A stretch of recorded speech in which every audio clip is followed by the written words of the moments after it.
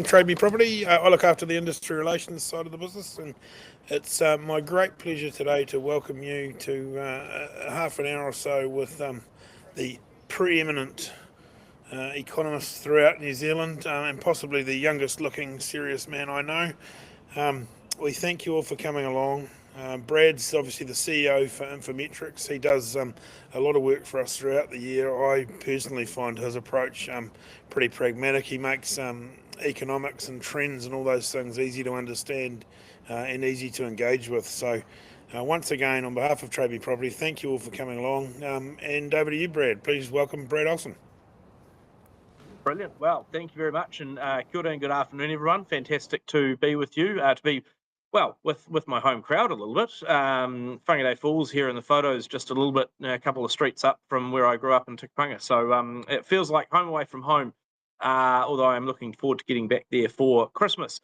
Look, what I wanted to do for you is provide a bit of an update about what we're seeing out there in the economy, both at a headline, national and international level a bit, but also some of the local insights for Northland as well. Because look, there's a lot of changing trends, and I guess with things in a more difficult state at the moment, sort of seeing, despite interest rates coming down, that the market's still, there's a lot of flux in there. There's, house prices broadly trending sideways a bit more, and a number of other trends coming through. The better informed that you all are in your work, the better you're able to then communicate that through to sellers, to buyers, to everyone in the market. So everyone's got a little bit more insight as we go forward. First things first, interest rates, of course, pretty vital to understanding where things are going at the moment, although not the be-all and end-all. As you can see on this chart, we've seen the official cash rate from the Reserve Bank coming down to 2.5% in the latest figures, bit of a bigger 50 basis point cut recently.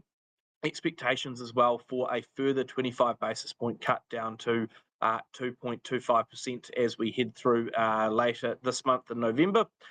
That's all designed to stimulate a bit more activity in the economy. You can see we've done some pretty large interest rate cuts already that have been flowing through, but they've been flowing through effectively too slowly for the Reserve Bank. They feel like there needs to be a little bit more support given into the economy, which is why they've cut things back a bit more recently.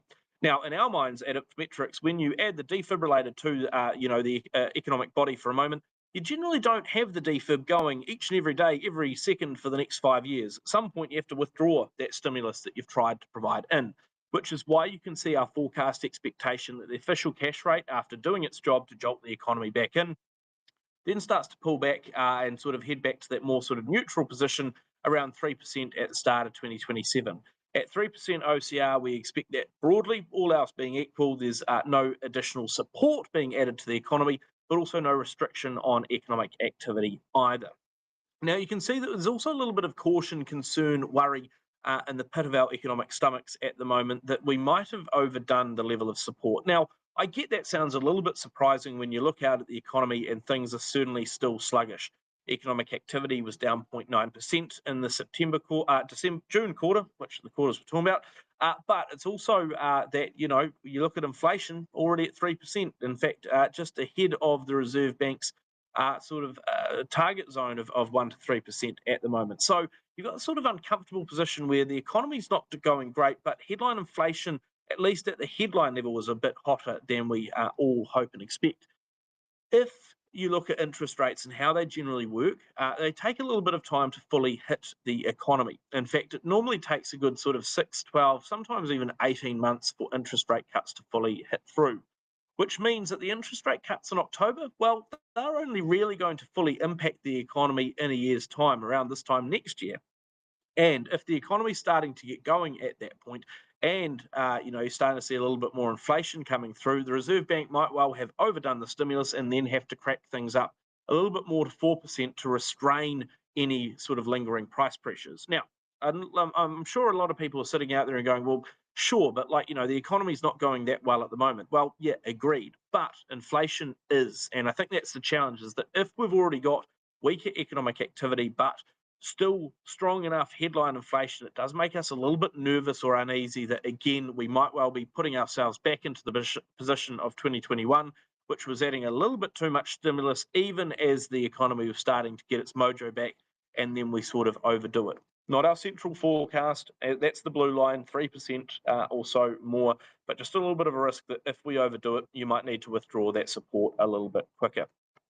Let's talk about inflation very briefly. You can see on this chart, again, those figures heading towards the top end of the Reserve Bank's band, ever so slightly out, 3% inflation for the September quarter. If you take it to 2 decimal places, it's 3.04, so it's slightly outside the margin. But realistically, most people's expectations, the Reserve Bank's private forecasters, including us, are that headline inflation pulls back a bit more towards that sort of 2% mark by middle of next year, based on the fact that, look, the economy is still not doing all that great and that businesses are reporting that they're not able to pass on price increases to quite the same degree. You can see that with a number of the coloured lines as well in the chart. The various measures of core inflation that we look at when we sort of strip out various volatile factors and what have you, you can see that things are a bit more well anchored than when they started to get rip-roaring sort of 2021. You can see, the various measures, those core measures pushing up at that point. At the moment, they're more pushing sideways. So it does give it that sort of credibility. The challenge, though, is that although I, as an economist, can tell you that headline inflation is again, expected to be in a better spot going forward, core inflation's better and similar. If I'm a household, I'm still seeing the vitals go up in price quite considerably. You've got more intense food price inflation. You're paying more for chocolate, for coffee, for meat, for vegetables and everything else. You're paying more for electricity. You're paying more for local government rates and insurance. You are getting a cheaper iPhone maybe, but you buy that once in a blue moon. You buy all the other stuff a lot more frequently and it's a lot more of a necessity. So there's a little bit, I think, of challenges for households at the moment that, yep, from a theoretical headline inflation point of view, we expect things to become a little bit better. The actual price intensity for households remains a little bit more sticky for a bit longer. One of the better economic measures we're seeing at the moment, though, that does lead our expectation that economic momentum will build up is the number of job ads. And you can sort of see on this chart there has been a lift in the number of jobs being advertised out in the economy. It's slim. You have to get quite zoomed in if you really want to see it, but you can see that little bit of a lift the last couple of months. We've had 3 months in a row of those job ad improvements, and I think that does start to be a bit of an early indicator that things are starting to turn around. But it's slow, it's bitsy, it's industry by industry, it's region by region, it's not all sort of coming in at once. But does give us a little bit of a read on where things are heading next. And I guess one of the challenges that we've found is that until now you've had a challenging job environment, the unemployment rate's been higher, but it's also been tough for households to consider what they might do next, and therefore everyone's gone into their shells. They've sort of acted a little bit more constrained. The challenge, of course, is that from a household perspective, everyone's sitting there and going, yes, I've got a lower mortgage rate. Yes, I'd like to spend more money, but I'm going to wait until I see slightly better job opportunities before I do so, because I want to have a little bit more confidence. Businesses at the same time are going, well, look, I'm not going to hire anyone new until I see better spending numbers, because, of course, I want to wait until I actually get some business before I hire people. And a bit of a catch-22 in the middle of what's going to lead what. Now you are seeing a little bit more spending at an aggregate level across the entire economy. It does start to bring things through, but again, sort of slow push. We know that looking at the jobs market in Northland, that you've still seen a jobs decline over the last 12 months. But again, different depending on exactly what industry you look at. And you can sort of see on this chart the differences. Bottom of the table there for Northland, just over 350 fewer jobs in manufacturing that have come through. You have seen a real challenge in manufacturing across the country, and I'll speak to that shortly, with the likes of higher energy costs and everything else that has hit back. You've got lower administrative and support services activity. Again, businesses not going out for quite as much support because they're trying to sort of keep their costs a bit more contained. Then the likes of construction falling back as well. And although the number of residential consents across the country is up about 1% from a year ago over the June 25 year, in Northland, residential consents still sitting 22% lower than a year ago. And so again, that challenge around the pipeline of work, a real difficulty, often hitting Whangarei as well as the sort of key base of operations for Northland a little bit more too. And then other job declines, you can see them there, professional services, retail and wholesale, trade, transport, and the rest. Other end of the spectrum shows a few more of the other drivers. You're starting to see a little bit more of a lift in the likes of education and health and public administration. There's, of course, a larger population that's been coming through. That population needs more support from government and otherwise to support the more people that are currently retraining for different jobs. Unemployment rate's high. People are struggling to get a role. And so, again, they're sort of thinking about Polytech. They might be going back to school and sort of looking at those options. So a bit more growth in those areas. You'll see as well a bit of growth in the likes of the primary sector, agriculture, forestry and fishing. Primary sector's been in a better spot. Commodity prices are higher. Trade's doing not too bad. And so, again, that's sort of been supporting things in the near term. And even a little bit more in the accommodation and food services area, driven a little bit more by what you're seeing in the likes of Mangawhai, but also up in the far north around sort of tourism and traveller numbers. Again, patchy a little bit in Northland on the full tourism front, seeing a few more international visitors, particularly some pretty cashed up Americans, but not quite as much or not as much consistent domestic travel as households are having to be a bit more careful too. So just a bit more of a mix coming through. I talked before about manufacturing, and you can see a bit more of this coming through on this slide. You look at the likes of manufacturing activity, anything above 50 being expansion month on month, anything below 50 being a contraction. You can see that manufacturing activity broadly declining for about 2 years from 2023 through to the start of 2025, before there was a little bit more of a lift. Not huge by any stretch of the imagination, but a little bit of a lift of new orders at the start of this year. Businesses thinking, look, there's a bit more of a lift in economic activity coming. I want to have some stuff to sell. I'm going to put in some orders early. Then when the tariffs hit, everyone went, well, it's uncertain. I'm not expecting huge numbers of sales. I'm just going to sit on my hands for a little bit before I commit too much. And then it sort of bobbled on a little bit more recently. Likes of services being sort of the same, having dropped back more from 2024 onwards, and then sort of not really picking up quite as much steam recently. Again, more of that professional services part of the economy, just not getting firing as much because no one's going out to consultants quite like they used to when business finances are a bit more stretched. All of this has culminated in a bit of an odd outlook, if you will, from households. Up until October, we saw a fairly large proportion, at least historically, of households who weren't necessarily expecting the economy was going to get worse, but also weren't expecting it to get better. They were just expecting the economy in a year's time to be roughly the same as it was today. And that sort of tells us quite a lot. It says that households were going back into their shell a lot more. They're a lot more constrained. They were just sort of uncertain about the future, and they thought, look, even with interest rates going down and everything else, and the fact that surely things will turn around at some point, everyone was going, oh, I just can't see it. I can't see it materializing. And so I think things are just going to be unchanged. That's unusual in the economy. In fact, looking at this poll, the One News Varium poll, you all know probably from the political poll, but we look at the economic outlook bit. This poll goes back to the 70s, and you have to go back in time to, I think, 1981 before you sort of see a similar patch where households so consistently thought that the economic outlook was going to be the same. And again, coming at that sort of very uncertain time in New Zealand's economic history. Although, as you also see on the chart, come through to October and households all of a sudden thought things were going to be a whole lot worse. I think that's really driven by the fact you saw that quite poor GDP result. The economy was clearly battling a lot more, was what households were seeing and going, well, it's clearly going to be a pretty tough ride. I would just say on that GDP front, down 0.9% in the June quarter. About half of that was from a seasonal factor. Can't be attributed to any one industry. And so I do think there's a good chance that, again, that number might eventually not be quite as bad as it was first published. And again, there was probably a little bit more momentum. Yes, a setback from the tariffs, but not sort of as much of a hit going forward. So keep your wits about you with the GDP figures and all the revisions. If we look at all of this uncertainty, it has sort of started to come through a bit in terms of what households are doing with their mortgage rates. You can see on this chart sort of the new mortgage lending by the sort of term that it's fixed for or not, as the case might be. Through the sort of second half of 24, start of 25, a lot more on that sort of shorter term, a lot more fixing for just 6 months or even just floating for a period.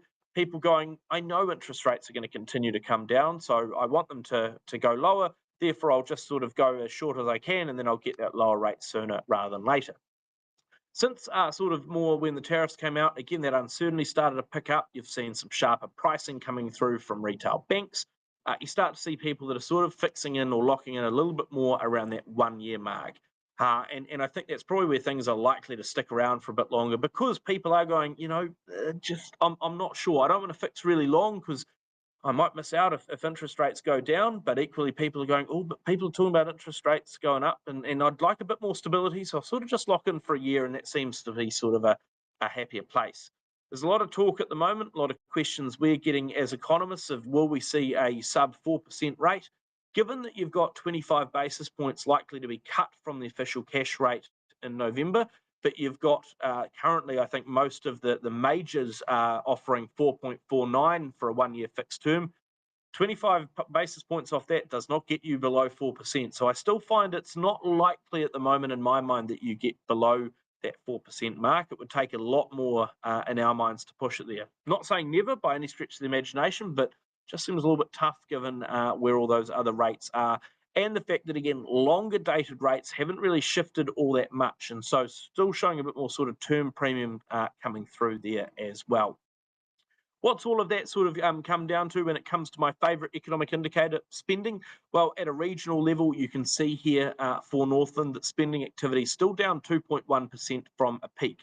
More recently, it's been broadly trending sideways, a little bit of a sort of softer piece through the middle of 24, bit more of a lift towards the start of end of last year, start of this year, and then again just more sort of tracking sideways.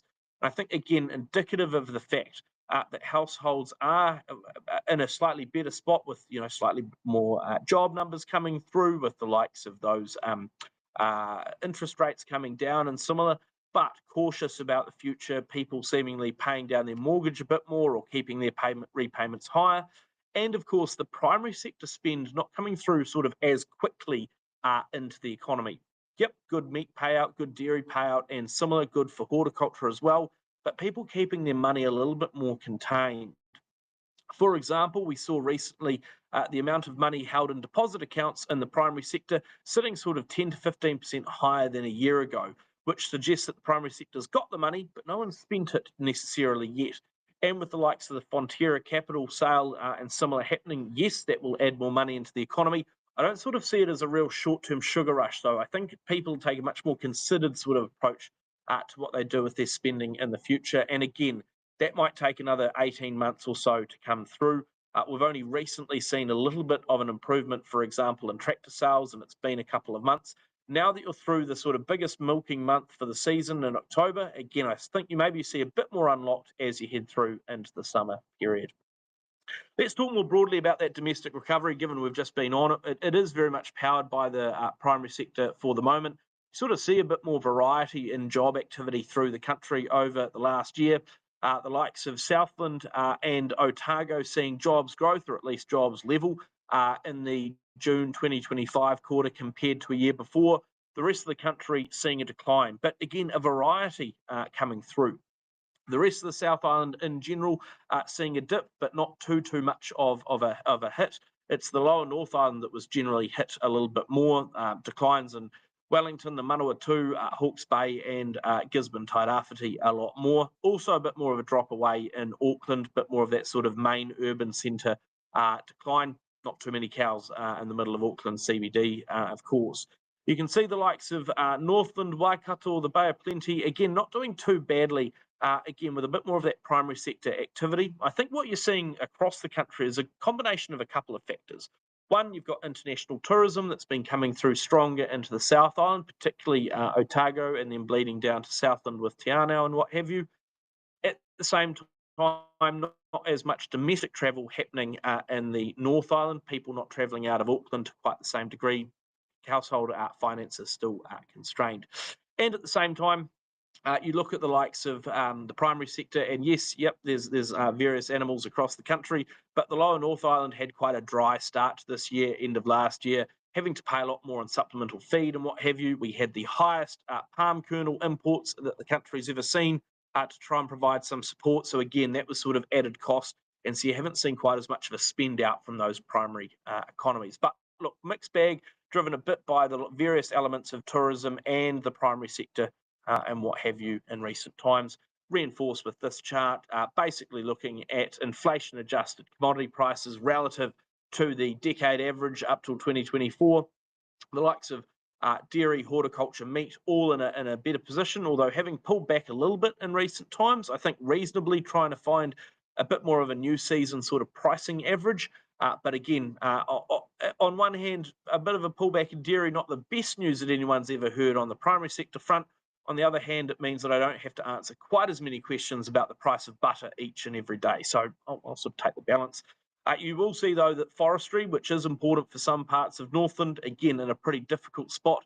In general, seeing some of the worst inflation-adjusted returns, at least, compared to or you have to go back to the 80s or so. So it's been quite a while and quite a tough spot for forestry. But other parts of the primary sector definitely firing more.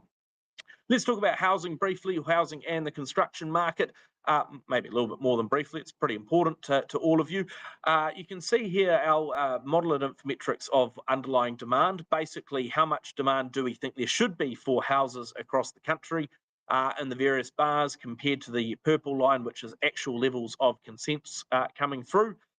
The different drivers of underlying demand, anything from population, more people equals probably more need for houses, how people are living, have they got smaller households, which means that you sort of need more houses because there's sort of a smaller per person number. Do you have old stock that needs to be recycled and replaced? All of that sort of stuff. You can see that for a long time after the GFC, up until sort of COVID, we were effectively, we had greater levels of underlying demand than actual levels of building. We were underbuilding relative to what we needed. Come through to the pandemic and we were overbuilding. Borders were closed, population growth was more restrained. We started to do a bit of catch up. And then we again sort of had a period of relative underbuilding because of that sort of overcapacity, a little bit up and down. But in the future, we expect that there's fairly stable-ish, a little bit of downwards trend, but sort of fairly stable-ish levels of building consents, but still relatively above the actual levels of demand out in the economy. So that should sort of support affordability, but again signals that there's not a strong lift in property activity expected to come through. It's going to be a lot more sort of defined and nuanced. It's not going to be everything lifting up. It's going to be a lot more sort of piece by piece. Which takes me through to this sort of chart looking at private consumption and real house prices. Normally, in previous economic downturns, the way we've got out of it is that we see a spruik up in house prices. That leads more spending activity from households and the economy recovers. Does do awful things to our affordability and the chance for young people to get into houses, but has helped us before. It has decoupled a lot more in recent times. You can see the last couple of years there's been a pretty poor relationship between real house prices and household consumption. And into the future, we think that real house prices sort of more generally broadly trend out flat, but private consumption, household spending starts to advance a little bit more as well. And I think it does sort of show that this economic recovery might be a bit slower than first expected, but it's probably a little bit more sustainable over the long term too. To be fair, at Infometrics, we are the lowest forecasters in the group. We expect that house prices are going to be moving broadly sideways, if not ever so slightly lower, over the next couple of years, coupled by a factor of higher supply into the market, more existing homes for sale, more new homes that have been built recently, they come to market, and pretty slow population growth. Don't take our view as the gospel, though. You can see everyone else forecast views there. It is ironic that the Treasury, the government's forecaster, has the highest house price growth of them all. But long story short, like I say, an element of slower population growth and higher supply in the market will change that around. You can see that additional or sort of lack of additional demand coming through here. Population growth across the economy expected to average just 0.6% over the next couple of years on average. Far, far slower than just about any other time than since we closed the borders or we had a global financial crisis. With that, there's just not as many additional people coming into the market to buy. And we know in previous times there's been a pretty good relationship between population changes and house prices. That got a little bit nixed during the pandemic when interest rates got so low that they dominated everything. Now that they're at a bit more of a usual-ish level, we think that the slower migration, again, doesn't add as much demand into the equation. And that's partly why, as well, we start to see this expectation that house sales across the economy start to pull back a little bit more as well. They had been building up a little bit as interest rates had been pulling back, but with that much more sluggish population growth recently, we think that sort of cycles through into the sales piece. What does that all mean? What are we seeing in the market? Well, some of the Trade Me data that we've been able to pull together for you highlights that asking prices on the Trade Me Property Price Index sitting about 14% below their peak that we saw in 2021. Some people, not many, but a good handful, still sticking to that peak price that they heard. probably never going to get there, not in the next wee while at least, but some people having some slightly unrealistic expectations.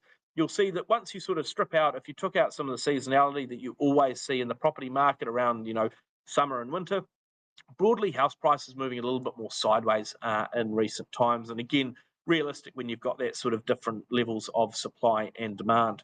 In terms of the listings, if we look at number of listings on site on TradeMe, I've made an index out of here.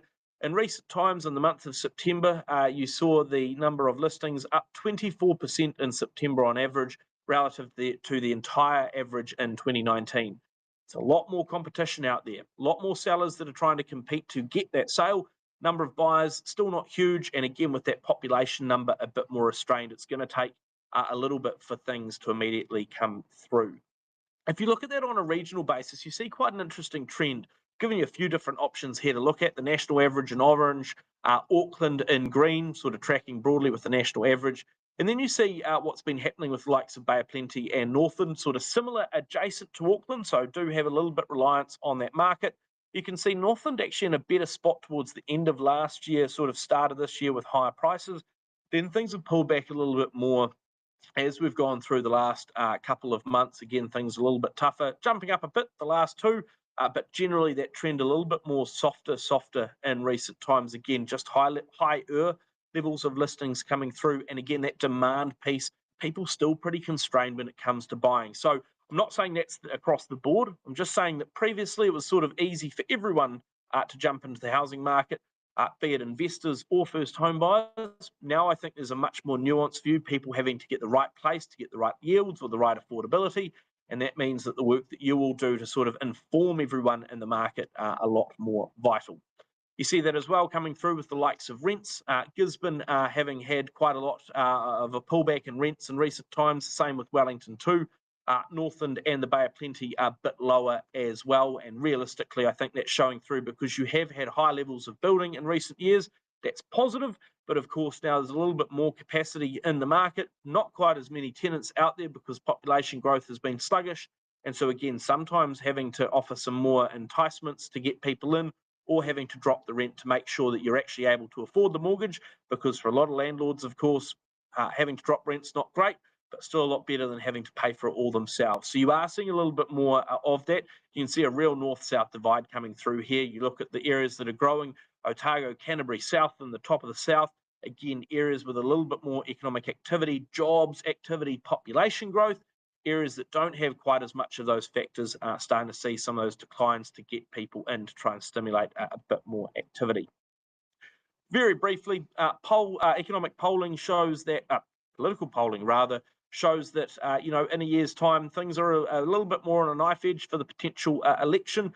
You will see it's not quite as cut and dried as it's been in previous times. Different sides of politics will tell you, either things totally fine for their team or totally going to go the other way, depending on who you talk to. You look at other elections, though, you look at likes of the 1999 election when things changed. A year before that, the opposition was substantially more popular than the incumbent party at the time. At the moment, things a bit more even Stevens. Now, just saying that in terms of context and settings, people already saying, look, still not sure what I expect in a year's time with that sort of political knife edge showing through.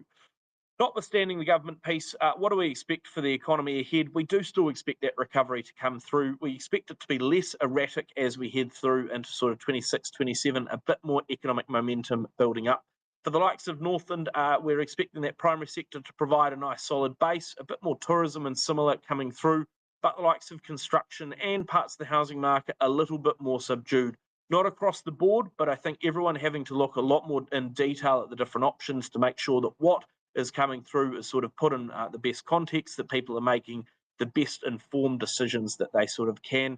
But there are those green shoots, they are showing through, and we do expect broadly better economic times to come. With that, Jason, I'll bring you back in for a few questions. Thank you very much, Brad. And again, mate, thanks for giving up the time today. I know these things aren't easy sitting in there talking to a laptop, but I'm sure the crowd listening got a great deal out of it, so thanks again. Just one question from a brave soul in Northland.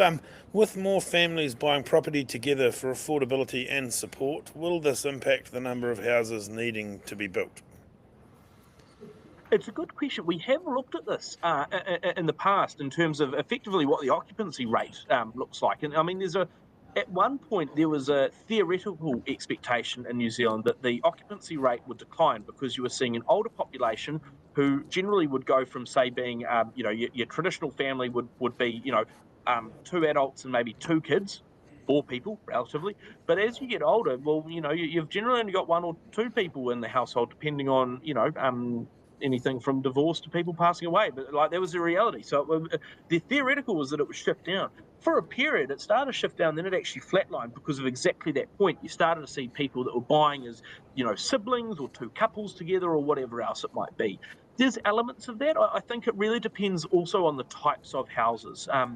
Which is why you're seeing a little bit more attention around some of the larger multi-unit dwellings, your townhouses and what have you. Does a couple have sort of, one level and, so level one is shared, level two is couple X and couple Y gets level 3 sort of thing. So there's a little bit more of that variety. We're seeing elements of it. I think, though, what is becoming probably a little bit clearer is that there is some slightly better relative affordability compared to a year or so ago. People have often got bigger mortgage deposits, so there's still potential for people to get into their own house. What is, I guess, probably always important is that it's very unusual, right, for someone to buy their first home and that's the only home they ever have. It's normally the starting point, and I think that's a big opportunity for people, to get themselves into the market, maybe with friends or family or whoever else it might be. But the key message there is it's not the forever home. But yes, it is slightly starting to change occupancy numbers. Well, now that we've got a bit more census data, we're starting to dig into that a bit more, but it's not sort of as clear cut as you'd ever expect it to be. Yeah, cool. Hey, again, Brad, thanks very much for, one, answering the question, and two, spending the day with us today. A really great half an hour or so for the crew from Northland. Thanks again. Brilliant. Thanks for having me.